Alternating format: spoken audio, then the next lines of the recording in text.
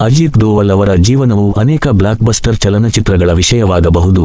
ಪ್ರತಿಯೊಂದು 1,000 ರೂಪಾಯಿ ಕೋಟಿಗೂ ಹೆಚ್ಚು ಗಳಿಸುವ ಸಾಮರ್ಥ್ಯವನ್ನು ಹೊಂದಿದೆ. ರಾಜಕೀಯ ಪಕ್ಷಪಾತದ ಆರೋಪಗಳಿಂದ ಹಿಡಿದು ಭಯೋತ್ಪಾದಕರನ್ನು ನಿರ್ಮೂಲನೆ ಮಾಡಲು ಪಾಕಿಸ್ತಾನಕ್ಕೆ ಪ್ರವೇಶಿಸುವವರೆಗೆ ಅವರ ಜೀವನವು ಅನೇಕ ಬ್ಲಾಕ್ಬಸ್ಟರ್ಗಳಿಗೆ ಆಧಾರವಾಗಬಹುದಾದ ಕಥೆಗಳಿಂದ ತುಂಬಿದೆ. ಐಬಿ ನಿಯಮಗಳನ್ನು ಬದಲಾಯಿಸಿದ ವ್ಯಕ್ತಿ, ಅವರ ಅಧಿಕಾರಾವಧಿಯನ್ನು ಕಡಿಮೆ ಮಾಡಲಾಯಿತು ಮತ್ತು ನಂತರ ಎನ್ಎಸ್ಎ ಆಗುವ ನಿಯಮಗಳನ್ನು ಸಹ ಬದಲಾಯಿಸಲಾಯಿತು.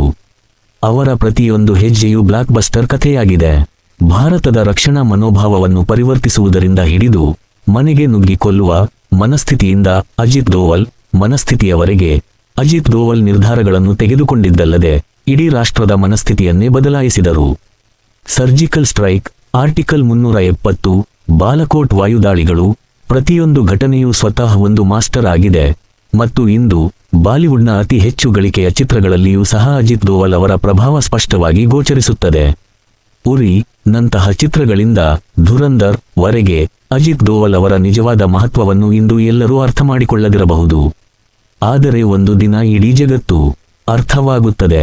ಆದ್ದರಿಂದ ನೀವು ನಿಮ್ಮ ದೇಶವನ್ನು ಪ್ರೀತಿಸುತ್ತಿದ್ದರೆ ಮತ್ತು ಅಜಿತ್ ದೋವಲ್ ಬಗ್ಗೆ ಹೆಮ್ಮೆ ಪಡುತ್ತಿದ್ದರೆ, ಇಂದು ನಾವು ನಿಮ್ಮೊಂದಿಗೆ ಅವರ ಜೀವನದ ಕೆಲವು ಪ್ರಮುಖ ಕಥೆಗಳನ್ನು ಹಂಚಿಕೊಳ್ಳುತ್ತೇವೆ. ಅದು ನಿಮಗೆ ಭಾರತೀಯರಾಗಿರಲು ಹೆಮ್ಮೆಯನ್ನುಂಟು ಮಾಡುತ್ತದೆ. ಭಾರತದ ಇತಿಹಾಸವು ತುಂಬಾ ಹಳೆಯದು. ಅನೇಕ ಯೋಧರು ಮತ್ತು ಮಹಾಪುರುಷರು ಇಲ್ಲಿ ಜನಿಸಿದರು. ಆದರೆ ಇನ್ನೂ ನಮಗೆ ನೋವುಂಟು ಮಾಡುವ ಒಂದು ಸತ್ಯವಿದೆ. ನಮ್ಮ ದೇಶ ಮೊಘಲರು, ಬ್ರಿಟಿಷರು ಅಥವಾ ಇತರ ವಿದೇಶಿ ಶಕ್ತಿಗಳಿಂದ ಪದೇ ಪದೇ ದಾಳಿ ಮಾಡಲ್ಪಟ್ಟಿತು. ಅವರು ಭಾರತದ ಮೇಲೆ ಎಂತಹ ಹೊಡೆತವನ್ನು ಬೀರಿದರು ಎಂದರೆ ನಾವು ಚೇತರಿಸಿಕೊಳ್ಳಲು ಶತಮಾನಗಳು ಬೇಕಾಯಿತು. ದೀರ್ಘಕಾಲದವರೆಗೆ ನಮ್ಮ ಚಿಂತನೆಯು ರಕ್ಷಣಾತ್ಮಕ ವಿಧಾನಕ್ಕೆ ಸೀಮಿತವಾಗಿತ್ತು. ಆದರೆ 2014ರಲ್ಲಿ ಅಜಿತ್ ದೋವಲ್ ಎನ್ಎಸ್ಎ ಆದಾಗ ಇತಿಹಾಸವು ತಿರುವು ಪಡೆಯಿತು. ಅದರ ನಂತರ ಮೊದಲ ಬಾರಿಗೆ ದೇಶವು ಹೊಸ ಧ್ವನಿಯನ್ನು ಕೇಳಿತು. ಭಾರತ ಈಗ ಒಳಗಿನಿಂದ ದಾಳಿ ಮಾಡುತ್ತದೆ. ಈಗ ನಾವು ರಕ್ಷಿಸಿಕೊಳ್ಳುವುದಲ್ಲದೆ ನಾವು ಪ್ರತೀಕಾರವನ್ನು ಮಾಡುತ್ತೇವೆ. ಕಂದಹಾರ್ಗೆ ಹೋಗುವ ಆ ವಿಮಾನದಲ್ಲಿ ಗಾಳಿಯು ಭಾರವಾಗಿತ್ತು. ಪ್ರತಿಯೊಂದು ಮುಖವು ಭಯದಿಂದ ಆವರಿಸಲ್ಪಟ್ಟಿತ್ತು ಮತ್ತು ಇದೆಲ್ಲದರ ನಡುವೆ ಜಹೂರ್ ಮಿಸ್ತ್ರಿ ಕೈಯಲ್ಲಿ ಆಯುಧದೊಂದಿಗೆ ಕ್ಯಾಬಿನ್ನಲ್ಲಿ ಸುತ್ತಾಡುತ್ತಿದ್ದರು. ಅವನ ಧ್ವನಿ ಗಟ್ಟಿಯಾಗುತ್ತಲೇ ಇತ್ತು. ಹಿಂದೂಗಳು ಹೇಡಿ ಸಮುದಾಯ, ಯಾರೂ ನಿಮ್ಮ ರಕ್ಷಣೆಗೆ ಬರುವುದಿಲ್ಲ. ಇದ್ದಕ್ಕಿದ್ದಂತೆ ಅವನು ಒಬ್ಬ ಪ್ರಯಾಣಿಕನನ್ನು ತನ್ನ ಆಸನದಿಂದ ಎಳೆದು ನಿಲ್ಲಿಸಿದನು. ಇಡೀ ಕ್ಯಾಬಿನ್ ಮೌನವಾಯಿತು. ಯಾರೂ ಚಲಿಸಲಿಲ್ಲ. ಎಲ್ಲರ ಕಣ್ಣುಗಳು ಆ ಒಂದು ಕ್ಷಣದ ಮೇಲೆ ನೆಟ್ಟಿದ್ದವು. ನಂತರ ಅವನು ಒಂದು ಚಾಕುವನ್ನು ಹೊರತೆಗೆದು ಒಬ್ಬ ಪ್ರಯಾಣಿಕನನ್ನು ಇರಿದನು. ನಂತರ ಕೆಲವು ಸೆಕೆಂಡುಗಳಲ್ಲಿ ವಿಮಾನದಲ್ಲಿದ್ದ ಪ್ರತಿಯೊಬ್ಬ ವ್ಯಕ್ತಿಯನ್ನು ನಡುಗಿಸುವ ಏನೋ ಸಂಭವಿಸಿತು. ಏತನ್ಮಧ್ಯೆ ಭಾರತದ ಪರವಾಗಿ ಮಾತುಕತೆ ನಡೆಸುವ ಜವಾಬ್ದಾರಿ ಅಜಿತ್ ದೋಭಾವಲ್ನಂತಹ ಅಧಿಕಾರಿಯ ಮೇಲೆ ಬಿದ್ದಿತು. ಅವರು ಮುಂದೆ ಕುಳಿತು ಪ್ರತಿ ಪದವನ್ನು ಎಚ್ಚರಿಕೆಯಿಂದ ತೂಗಿದರು, ಏಕೆಂದರೆ ಅವರ ಪ್ರತಿಯೊಂದು ನಿರ್ಧಾರಕ್ಕೂ ನೂರಾರು ಜೀವಗಳು ಬಂಧಿತವಾಗಿದ್ದವು. ಆದರೆ ಆ ಸಮಯದಲ್ಲಿನ ಸನ್ನಿವೇಶಗಳು ಹೇಗಿತ್ತೆಂದರೆ ಪ್ರತಿಯೊಂದು ಆಯ್ಕೆಯೂ ಅಪೂರ್ಣವಾಗಿತ್ತು ಮತ್ತು ಪ್ರತಿಯೊಂದು ಹೆಜ್ಜೆಯೂ ಅಪಾಯಕಾರಿಯಾಗಿತ್ತು. ಆ ಕ್ಷಣ ಅಲ್ಲಿಗೆ ಮುಗಿಯಲಿಲ್ಲ. ಅದು ನೆನಪಾಯಿತು. ಕಾಲ ಕಳೆದಂತೆ ಮರೆಯಾದರೂ ಎಂದಿಗೂ ಮಾಯವಾಗದ ಗಾಯ. ದೋಬಲ್ ಸಾಹೀಬ್ ಒಬ್ಬ ಹದ್ದಿನಂತೆ ತನ್ನ ಬೇಟೆಯ ಮೇಲೆ ಕಣ್ಣಿಟ್ಟಿರುವ ವ್ಯಕ್ತಿ. ಸರಿಯಾದ ಕ್ಷಣಕ್ಕಾಗಿ ಅವನು ವರ್ಷಗಳ ಕಾಲ ಕಾಯಬಲ್ಲನು. ಆದರೆ ಅವಕಾಶ ಸಿಕ್ಕ ತಕ್ಷಣ ಅವನು ಎಷ್ಟು ನಿಖರತೆ ಮತ್ತು ವೇಗದಿಂದ ದಾಳಿ ಮಾಡುತ್ತಾನೆಂದರೆ ಶತ್ರುಗಳಿಗೆ ಚೇತರಿಸಿಕೊಳ್ಳಲು ಒಂದೇ ಒಂದು ಅವಕಾಶ ಸಿಗುವುದಿಲ್ಲ ಮತ್ತು ಆಟ ಅಲ್ಲಿಗೆ ಕೊನೆಗೊಳ್ಳುತ್ತದೆ. ಈ ವಿಡಿಯೋದ ಕೊನೆಯಲ್ಲಿ ಕಂದಹಾರ್ ದಾಳಿಗೆ ಅಜಿತ್ ದೋವಲ್ ಹೇಗೆ ಸೇಡು ತೀರಿಸಿಕೊಂಡರು ಎಂಬುದನ್ನು ನಾವು ನೋಡುತ್ತೇವೆ. ಆದರೆ ಅದಕ್ಕೂ ಮೊದಲು ಅಜಿತ್ ದೋವಲ್ ಅವರ ಕೆಲವು ಧೈರ್ಯಶಾಲಿ ಮತ್ತು ಗಮನಾರ್ಹ ಕ್ರಮಗಳನ್ನು ನೋಡೋಣ. ಅದು ಅವರ ಬಗ್ಗೆ ನಿಮಗೆ ಇನ್ನಷ್ಟು ಹೆಮ್ಮೆ ತರುತ್ತದೆ. 1970ರ ದಶಕದಲ್ಲಿ ಭಾರತದ ಈಶಾನ್ಯದಲ್ಲಿರುವ ಮಿಜೋರಾಂನ ಬೆಟ್ಟಗಳಲ್ಲಿ ದಂಗೆಯ ಬೆಂಕಿ ವೇಗವಾಗಿ ಹರಡುತ್ತಿತ್ತು. ಲಾಲ್ ಡೆಂಗಾ ನೇತೃತ್ವದ ಮಿಜೋ ರಾಷ್ಟ್ರೀಯ ರಂಗವು ಪ್ರತ್ಯೇಕ ರಾಷ್ಟ್ರಕ್ಕಾಗಿ ಒತ್ತಾಯಿಸುತ್ತಿತ್ತು ಮತ್ತು ಹಿಂಸಾಚಾರ, ಭಯ ಮತ್ತು ಅಸ್ಥಿರತೆಯ ವಾತಾವರಣ ಮೇಲುಗೈ ಸಾಧಿಸಿತ್ತು. ಇದು ಭಾರತದ ಏಕತೆಗೆ ನೇರವಾಗಿ ಸವಾಲು ಹಾಕಿತು. ಪರಿಸ್ಥಿತಿ ಎಷ್ಟು ಗಂಭೀರವಾಗಿತ್ತು ಎಂದರೆ ಸರ್ಕಾರಕ್ಕೆ ಬಂದೂಕುಗಳಿಂದಲ್ಲ, ಬದಲಾಗಿ ತಮ್ಮ ಮನಸ್ಸಿನಿಂದ ಈ ದಂಗೆಯನ್ನು ಕೊನೆಗೊಳಿಸಬಲ್ಲ ವ್ಯಕ್ತಿಯ ಅಗತ್ಯವಿತ್ತು. ಮತ್ತು ಈ ಕ್ಷಣದಲ್ಲಿಯೇ ಗುಪ್ತಚರ ಇಲಾಖೆ ತನ್ನ ಅತ್ಯಂತ ಕ್ರಿಯಾಶೀಲ ಮತ್ತು ಅಪಾಯ ಪರಿಣಾಮಕಾರಿ ಅಧಿಕಾರಿ ಅಜಿತ್ ದೋವಲ್ ಅವರನ್ನು ಮಿಜೋರಾಂಗೆ ಕಳುಹಿಸಲು ನಿರ್ಧರಿಸಿತು. ಅವರು ಆಗಷ್ಟೇ ಮದುವೆಯಾಗಿದ್ದರು. ಆದಾಗ್ಯೂ ಅವರು ತಮ್ಮ ಗುರುತನ್ನು ಮರೆಮಾಚಿಕೊಂಡು ತಮ್ಮ ಪತ್ನಿ ಅರುಣಿಯೊಂದಿಗೆ ಮಿಜೋರಾಂ ಪ್ರವೇಶಿಸಿದರು.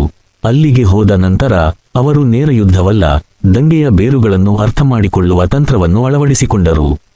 ಅಲ್ಲಿ ಲಾಲ್ ಡೆಂಗಾ ಅವರ ನಿಜವಾದ ಶಕ್ತಿ ಅವರ 7 ಕಮಾಂಡರ್ಗಳಲ್ಲಿದೆ ಮತ್ತು ಅವರು ಮುರಿದು ಹೋದರೆ ಇಡೀ ಚಳುವಳಿ ಕುಸಿಯುತ್ತದೆ ಎಂದು ಅವರು ತಿಳಿದುಕೊಂಡರು. ಅಲ್ಲಿಂದ ಒಂದು ಗೂಢಚಾರ ರೋಮಾಂಚಕಕ್ಕಿಂತ ಕಡಿಮೆಯಿಲ್ಲದ ಒಂದು ಯೋಜನೆಯನ್ನು ರೂಪಿಸಲಾಯಿತು. ಅವರು ಈ 7 ಕಮಾಂಡರ್ಗಳನ್ನು ತಮ್ಮ ಮನೆಗೆ ಭೋಜನಕ್ಕೆ ಆಹ್ವಾನಿಸಿದರು.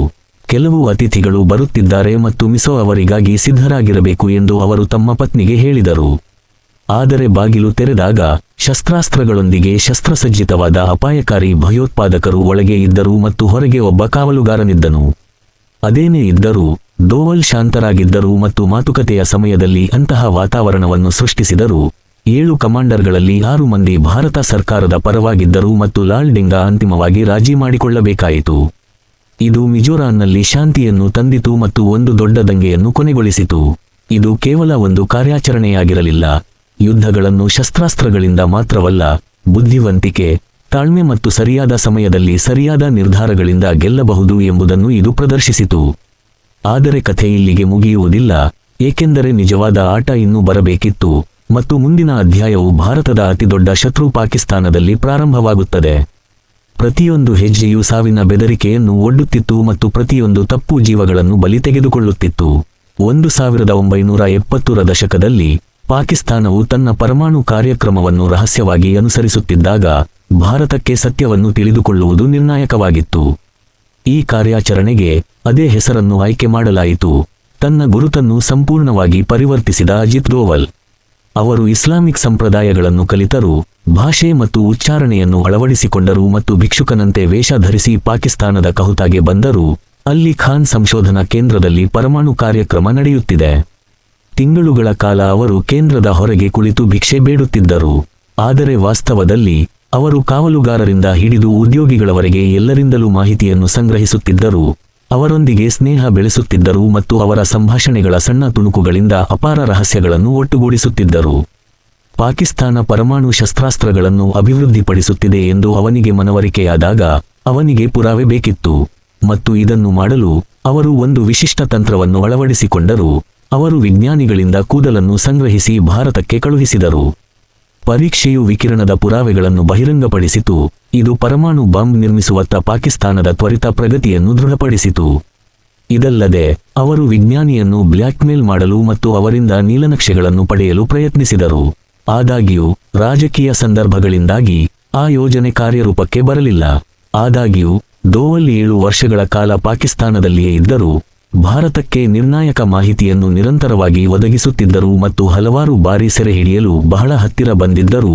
ಅವನು ತನ್ನ ಜಾಣ್ಮೆಯಿಂದ ತಪ್ಪಿಸಿಕೊಳ್ಳುವಲ್ಲಿ ಯಶಸ್ವಿಯಾದನು.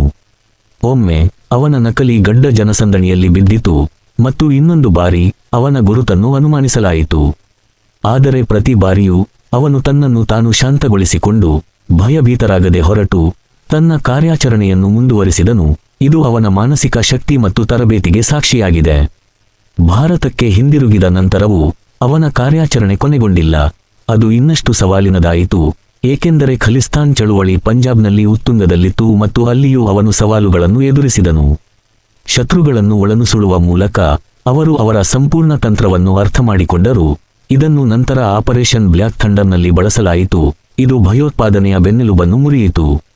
ತರುವಾಯ ಕಾಶ್ಮೀರದಲ್ಲಿ ಅವರು ಪ್ರಮುಖ ಭಯೋತ್ಪಾದಕನನ್ನು ತಮ್ಮ ಕಡೆಗೆ ತರುವ ಮೂಲಕ ಭಯೋತ್ಪಾದನೆಯನ್ನು ದುರ್ಬಲಗೊಳಿಸಿದ್ದಲ್ಲದೆ ಪ್ರಜಾಪ್ರಭುತ್ವ ಪ್ರಕ್ರಿಯೆಯನ್ನು ಬಲಪಡಿಸಲು ಸಹಕರಿಸಿದರು.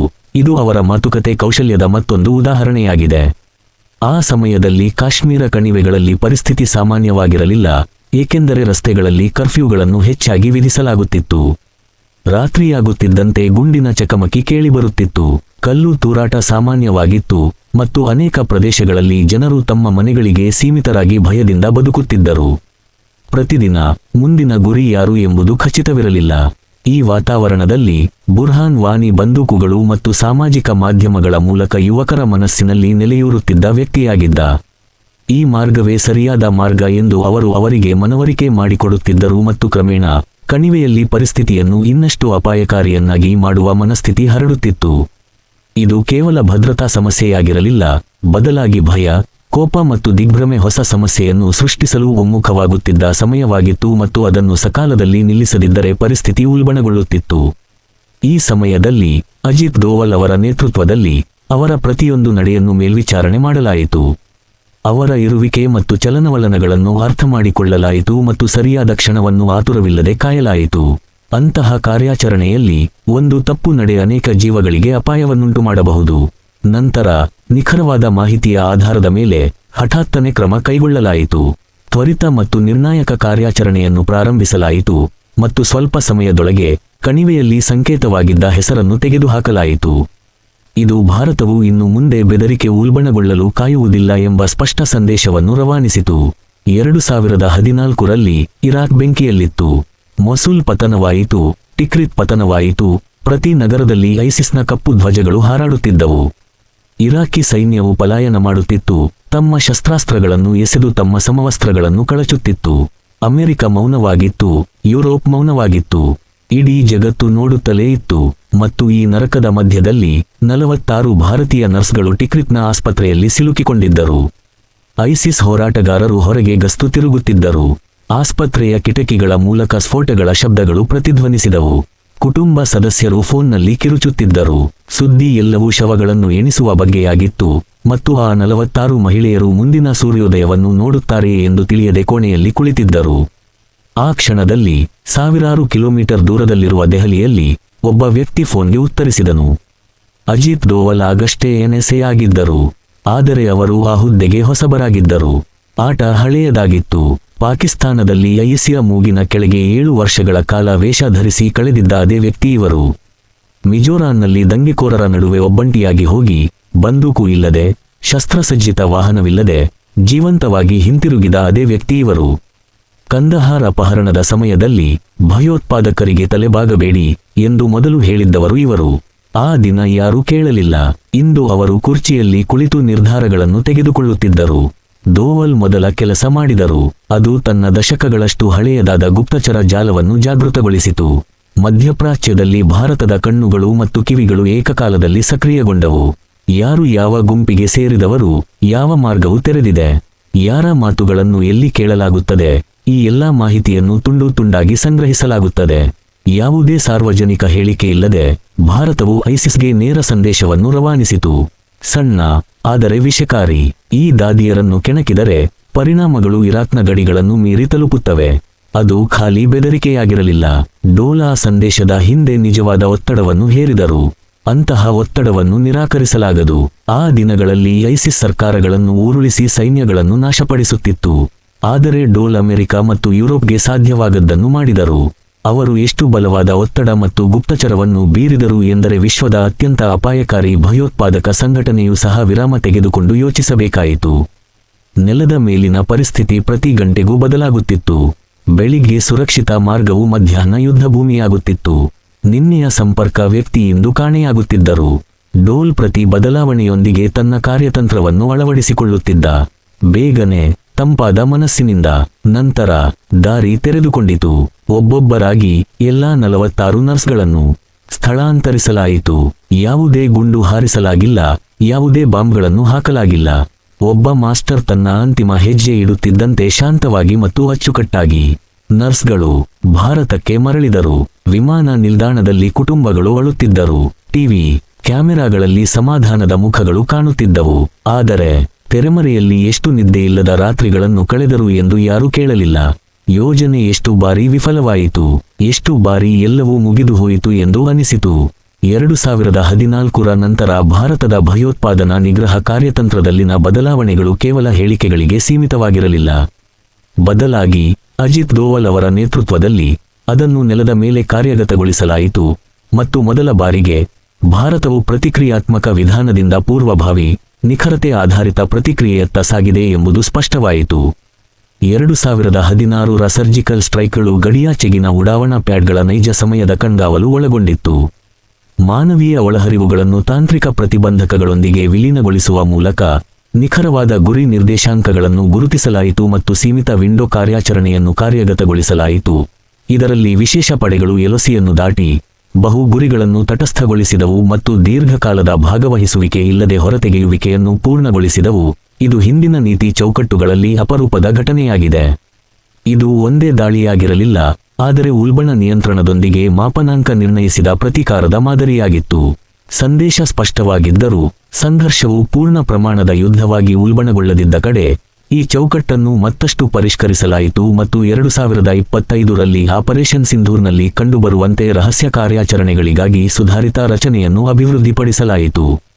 ನೇರ ಗೋಚರತೆ ಇಲ್ಲದೆ ಹೆಚ್ಚಿನ ಮೌಲ್ಯದ ಗುರಿಗಳನ್ನು ಗುರುತಿಸುವ ಮೂಲಕ ನಿಖರತೆ ಆಧಾರಿತ ತಟಸ್ಥೀಕರಣವನ್ನು ಕೈಗೊಳ್ಳಲಾಯಿತು. ಬಹು ಏಜೆನ್ಸಿ ಸಮನ್ವಯ, ಲೇಯರ್ಡ್ ಗುಪ್ತಚರ ಸಮ್ಮಿಳನ ಮತ್ತು ಮಿನಿ ಹೆಜ್ಜೆ ಗುರುತು ಕಾರ್ಯಗತಗೊಳಿಸುವಿಕೆಯ ಮೇಲೆ ಗಮನ ಕೇಂದ್ರೀಕರಿಸಲಾಗಿತ್ತು. ಈ ಕಾರ್ಯಾಚರಣೆಯ ಉದ್ದೇಶ ಕೇವಲ ಗುರಿ ನಿರ್ಮೂಲನೆಯಾಗಿರಲಿಲ್ಲ, ಬದಲಾಗಿ ನಿರಂತರ ಕಾರ್ಯತಂತ್ರದ ಒತ್ತಡವನ್ನು ಸೃಷ್ಟಿಸುವುದಾಗಿತ್ತು. ಈ ಕ್ರಮವು ಕಡಿಮೆಯಿದ್ದರೂ ಪರಿಣಾಮವು ನಿರಂತರವಾಗಿರುತ್ತದೆ. ಬಹು ಮುಖ್ಯವಾಗಿ, ಈ ವಿಧಾನವು ಭಾರತದ ಸಾಂಪ್ರದಾಯಿಕ ರಕ್ಷಣಾತ್ಮಕ ಭಂಗಿಗಿಂತ ಸಂಪೂರ್ಣವಾಗಿ ಭಿನ್ನವಾಗಿತ್ತು, ಏಕೆಂದರೆ ಹಿಂದೆ ಅಂತಹ ಗಡಿಯಾಚೆಗಿನ ನಿಖರ ಕಾರ್ಯಾಚರಣೆಗಳು ಸೀಮಿತವಾಗಿದ್ದವು ಅಥವಾ ಸಾರ್ವಜನಿಕವಾಗಿ ಅಂಗೀಕರಿಸಲ್ಪಟ್ಟಿರಲಿಲ್ಲ. ಆದರೆ ಈಗ ಅದು ವ್ಯಾಖ್ಯಾನಿಸಲಾದ ಸಿದ್ಧಾಂತವಾಗಿ ಮಾರ್ಪಟ್ಟಿತ್ತು ಮತ್ತು ಈ ಬದಲಾವಣೆಯು ಕೇವಲ ಕಾರ್ಯಾಚರಣೆಗಳಲ್ಲ ಎಂಬುದನ್ನು ಸ್ಪಷ್ಟಪಡಿಸಿತು. ಇದು ಅಜಿತ್ ದೋವಲ್ ಅವರ ಕಾರ್ಯತಂತ್ರದ ದೃಷ್ಟಿಕೋನದ ಮರಣದಂಡನೆಯಾಗಿತ್ತು. ಅದು ಭಾರತವನ್ನು ಮುಷ್ಕರಕ್ಕಾಗಿ ಕಾಯುತ್ತಿರುವ ರಾಷ್ಟ್ರದಿಂದ ಪರಿವರ್ತಿಸಿತು. ಕಿಕ್ಕಿರಿದ ಕರಾಚಿ ಬೀದಿ, ಮಧ್ಯಾಹ್ನ, ಅಂಗಡಿಗಳು ತೆರೆದಿದ್ದವು ಮತ್ತು ಜನಸಂದಣಿಯ ನಡುವೆ ಒಂದು ಸಣ್ಣ ಅಂಗಡಿಯೊಳಗೆ ಜಹೂರ್ ಮಿಸ್ತ್ರಿ ನಿಂತಿದ್ದರು. ವರ್ಷಗಳ ಹಿಂದೆ ಕಂದಹಾರ ಅಪಹರಣದೊಂದಿಗೆ ಸಂಬಂಧ ಹೊಂದಿದ್ದ ಹೆಸರು. ಆದರೆ ಈಗ ಹೊರಗಿನಿಂದ ಅವರು ಸಾಮಾನ್ಯ ಅಂಗಡಿಯವನಂತೆ ಕಾಣುತ್ತಿದ್ದರು. ಎಲ್ಲವೂ ಸಾಮಾನ್ಯ ರೀತಿಯಲ್ಲಿ ನಡೆಯುತ್ತಿತ್ತು. ಇದ್ದಕ್ಕಿದ್ದಂತೆ ರಸ್ತೆಯಲ್ಲಿ ಒಂದು ಮೋಟಾರ್ ಸೈಕಲ್ ನಿಧಾನವಾಯಿತು. ಮುಖ ಮುಚ್ಚಿಕೊಂಡು ಇಬ್ಬರು ಪುರುಷರು ಇಳಿದರು. ಅವರು ಯಾವುದೇ ಹಿಂಜರಿಕೆಯಿಲ್ಲದೆ ನೇರವಾಗಿ ಅಂಗಡಿಯ ಕಡೆಗೆ ನಡೆದರು. ಕೆಲವೇ ಸೆಕೆಂಡುಗಳು ಅಂಗಡಿಯೊಳಗೆ ಕಾಲಿಟ್ಟ ತಕ್ಷಣ ಅವರು ಯಾವುದೇ ಹಿಂಜರಿಕೆಯಿಲ್ಲದೆ ಗುಂಡು ಹಾರಿಸಿದರು. ಯಾವುದೇ ಎಚ್ಚರಿಕೆ ಇಲ್ಲ, ಯಾವುದೇ ಸಂಭಾಷಣೆ ಇಲ್ಲ, ನಿಖರವಾದ ಮತ್ತು ನಿರಂತರ ಗುಂಡು ಹಾರಿಸಲಾಯಿತು. ಮತ್ತು ಪಕ್ಕದಲ್ಲಿದ್ದವರು ಏನನ್ನೂ ಅರ್ಥ ಮಾಡಿಕೊಳ್ಳುವ ಮೊದಲೇ ಅದು ಮುಗಿದುಹೋಯಿತು. ಜಹೂರ್ ಮಿಸ್ತ್ರಿ ನೆಲಕ್ಕೆ ಬಿದ್ದಿದ್ದರು. ಒಮ್ಮೆ ವಿಮಾನದೊಳಗೆ ಭಯವನ್ನು ಹರಡಿದ ಅದೇ ವ್ಯಕ್ತಿ ಈಗ ಅವರು ಅದೇ ಹಠಾತ್ ದಾಳಿಗೆ ಬಲಿಯಾಗಿದ್ದರು. ದಾಳಿಕೋರರು ಒಳಗೆ ಬಂದಷ್ಟೇ ವೇಗವಾಗಿ ಅಲ್ಲಿಂದ ಹೊರಟು ಹೋದರು. ಬೈಕ್ ಸ್ಟಾರ್ಟ್ ಆಯಿತು. ಕೆಲವೇ ಸೆಕೆಂಡುಗಳಲ್ಲಿ ಜನಸಂದಣಿಯಲ್ಲಿ ಕಣ್ಮರೆಯಾಯಿತು. ಒಮ್ಮೆ ಭಯ ಹುಟ್ಟಿಸಿದ್ದ ವ್ಯಕ್ತಿ ಅದೇ ಹಠಾತ್ ಮತ್ತು ನಿರ್ದಯ ರೀತಿಯಲ್ಲಿ ಸಾವನ್ನಪ್ಪಿದರು. ಅಜಿತ್ ದೋವಲ್ ಅವರ ಹಲವು ಧೈರ್ಯಶಾಲಿ ಮತ್ತು ನಿರ್ಣಾಯಕ ಕ್ರಮಗಳು ನಮ್ಮ ದೇಶಕ್ಕೆ ಹಲವು ಬಾರಿ ಭದ್ರತೆಯನ್ನು ಒದಗಿಸಿವೆ. ಅಜಿತ್ ದೋವಲ್ ಅವರ ಬಗ್ಗೆ ಇಂತಹ ಹೆಚ್ಚಿನ ವಿಡಿಯೋಗಳನ್ನು ನೀವು ನೋಡಲು ಬಯಸಿದರೆ ದಯವಿಟ್ಟು ಕಾಮೆಂಟ್ಗಳಲ್ಲಿ ನಮಗೆ ತಿಳಿಸಿ. ಜೈ ಹಿಂದ್.